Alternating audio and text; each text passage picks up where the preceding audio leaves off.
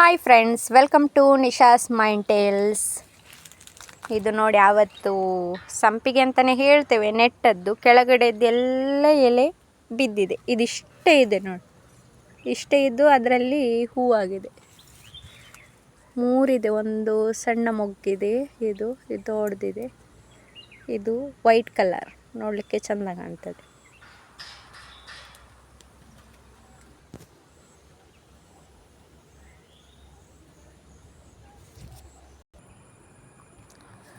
ಇದು ಗಿಡದ್ದೆಲ್ಲ ಫುಲ್ ಹೀಗೆ ದಂಡೆ ಕಟ್ಟಿದ್ದೇವೆ. ಇದು ದಂಡೆಯಲ್ಲಿದೆ. ಈಗ ಸಣ್ಣ ಸಣ್ಣ ಹುಲ್ಲನ್ನೆಲ್ಲ ತೆಗೆದು ಕ್ಲೀನ್ ಮಾಡಬೇಕು. ಪಾಚಿ ಎಲ್ಲ ಹಿಡಿದಿದೆ ನೋಡಿ. ಇನ್ನು ಮಳೆ ಎಲ್ಲ ಸ್ವಲ್ಪ ಕಡಿಮೆ ಆಗ್ತದಲ್ಲ, ಅದಕ್ಕೆ ನಾವು ತೆನೆ ಕಟ್ಟಲಿಕ್ಕೆ ಅಂತ ಹೇಳಿ ಇದೊಂದು ಸಣ್ಣದು ಈ ಥರ ಮಾಡಿ ಸ್ವಲ್ಪ ಭತ್ತ ಹಾಕಿದ್ವಿ. ಎಲ್ಲ ಬಳ್ತಿದೆ ನೋಡಿ. ಇದು ನಾಳೆ ತೆನೆ ಕಟ್ಟಬೇಕಂತ ಇದ್ದೇವೆ. ಇದು ಇಷ್ಟೇ ಅಲ್ಲ, ತುಂಬ ಬೇಕಲ್ಲ, ಮತ್ತು ಸ್ವಲ್ಪ ಗದ್ದೆಯಿಂದ ಎಲ್ಲ ತರಬೇಕು.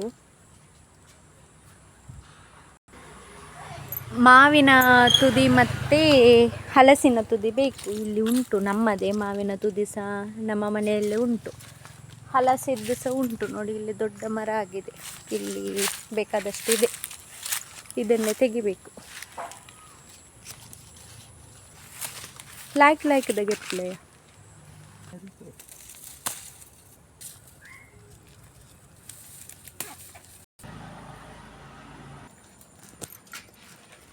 ಪಾಂದವ್ ಯಾವಯ ಅದು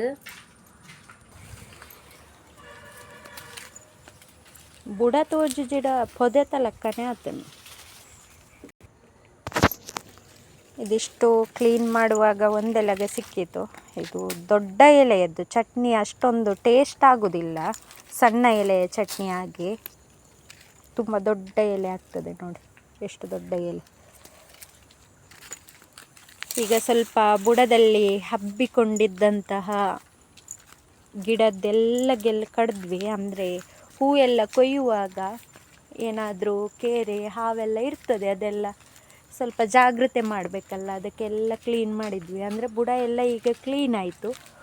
ಹೂವೆಲ್ಲ ಕೊಯ್ಯಲಿಕ್ಕೆಲ್ಲ ಸ್ವಲ್ಪ ಈಸಿ ಆಗ್ತದೆ.